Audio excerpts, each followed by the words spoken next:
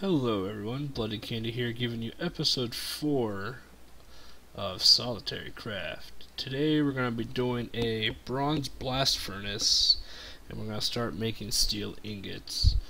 To make this blast furnace, we need a whole lot of bronze, because we're going to do some Bronze Age stuff here for a while.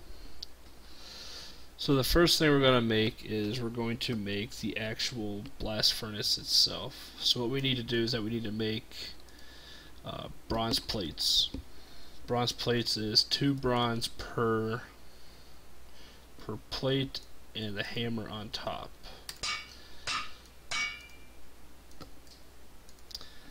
The next thing we need to do is add the bricks at the north, east, south, and west. Then the plates in the corner, and then in the middle we need to put the wrench. This here will create your bronze blast furnace. And next we need to make the actual bronze casings or furnace blocks, I guess we can call them. So, oh no, my hammer.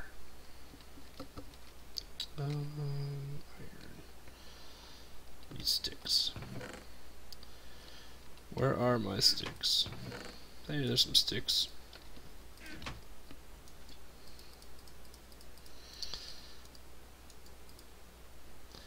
Just whip up another hammer there. And hammer away. Alright. I might have misjudged the amount of... Oh, I broke another one. We're gonna need about 100 hammers for this, apparently.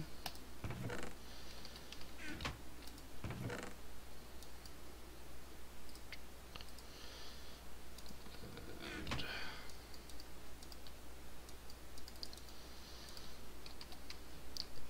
17 sticks. If we go through 17 sticks making hammers, there's something wrong. No, we'll make another one to be safe. We're gonna make 2 more to be safe. This is just ridiculous. There we go. We should be set for a while now. Round 2. Oops, why did I put a stick in there? So much stick talk. Alright. Oh, I don't know why I put plates back in there.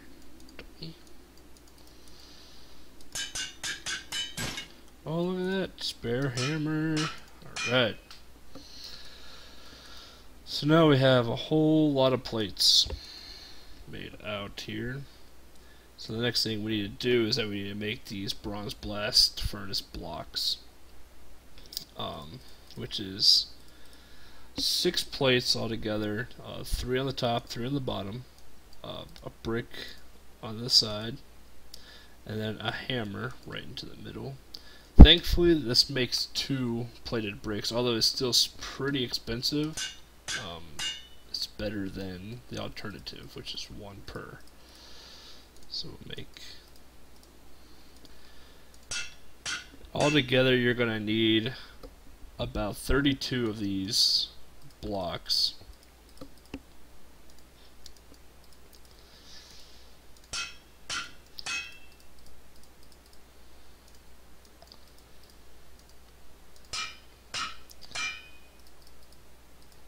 I don't know why I'm doing it one by one.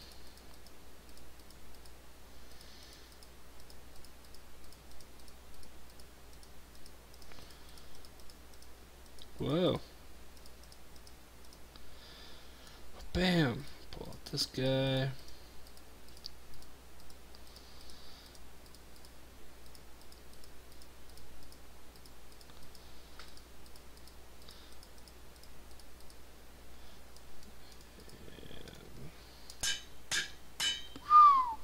Look at that. Just enough left on the hammer. Damn, we're good. We are good. Alright. So you can see I took out the carpenter. Carpenter used to be right here. I'm going to put the blast furnace here, along with my other blast furnaces. The reason I'm making this copper one, or this bronze one, sorry, is that this one only makes HSLA steel.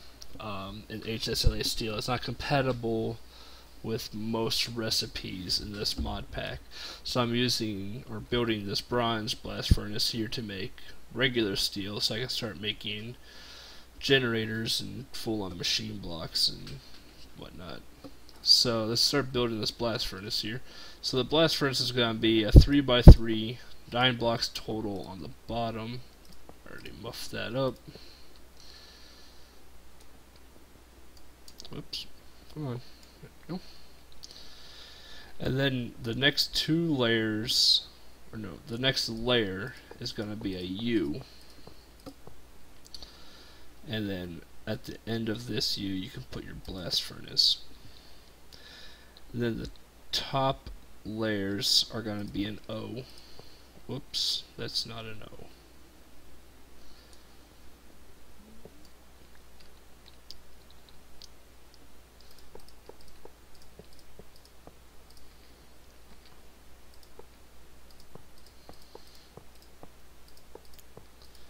Alright, so now this is our bronze blast furnace.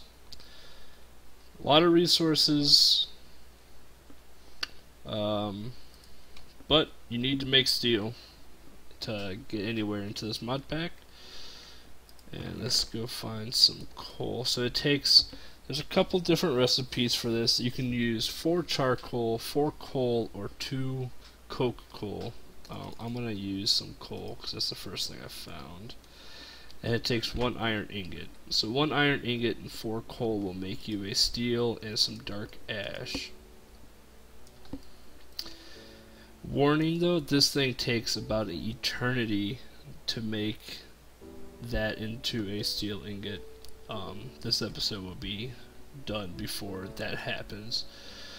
And you can see here that we have this nice little lava pit right there, and it's making me some steel. I will eventually be tinkering with the Bronze Age in this mod pack, so I'll have like another expansion onto my house that just has all of the bronze machines into it. I believe the blast furnace actually outputs steam or some sort of energy, so I might be able to get away with using the blast furnace to power a couple machines. We'll see about that though. Yeah. What else have I done recently? Right, I moved my water wheel here now. In a later episode, I'll be discussing why I removed these pipes and sprinklers. Yeah, there was a lot. It looked cool. I was really hoping and trying to make it work, but it just in the end was not going to work, and I'll explain why in a later episode. But in the meantime, I've moved my Kinetic engine up here, and the cool thing about the Kinetic engine is that it can store my MJs, and all it takes is a water wheel. There are 3 different sizes of a water wheel. This is the smallest, and it produces 1.5 MJs. The next one is a medium wheel, which does 5, and the largest, it does 10. It obviously takes running water. You know, you need to move the wheel somehow. Now I flip the switch, you can watch the wheel turn. And in theory, you would watch these stored MJs rise. The wheel does take durability. So once the wheel is broke, you know, the wheel obviously will not be there anymore, and you will not be producing MJs if you are using that engine for something. I don't know what I'm going to use this engine for yet, but I have it because it looks cool. Yeah. I believe that's all. Oh, somebody was very generous enough, I believe it was Wikipedia. Somebody correct me if I'm wrong in the comments below. and donated me some water wheels, which saves me the time of making them. We haven't done anything outside yet. The mine shaft still looks exactly the same.